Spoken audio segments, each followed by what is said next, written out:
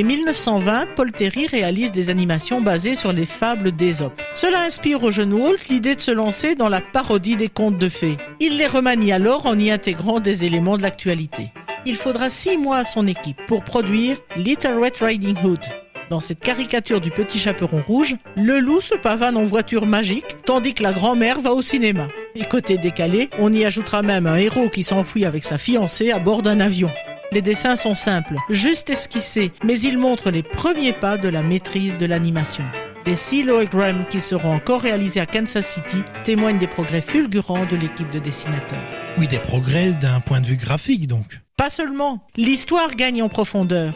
Le scénario des 4 musiciens de Brême montre ainsi une richesse. Disney y introduit une série de gags qui l'enchaînent grâce à des transitions fluides. Walt est toujours à l'affût d'innovations techniques aussi. Le petit chaperon rouge était encore dessiné sur papier. La maîtrise du travail sur cellulo va accélérer la production, ce qui permet de mieux se centrer sur l'histoire. Avec tous ces événements, on peut parler carrément d'ascension phénoménale. Grâce à ce succès, l'équipe se trouve renforcée et le dessin plus riche. Ainsi, certaines scènes dessinées à l'époque préfigurent les scènes futures des Silly Symphonies. Ces cartoons nous révèlent aussi une autre caractéristique des films Disney, le sens du rythme. Parodies de concerts ou numéros de danse nous plongent dans une ambiance jazzy des années 20 et on sait combien la musique sera importante dans la suite. Mais toutes ces innovations ont un coût, ce qui entraîne le dépôt de bilan.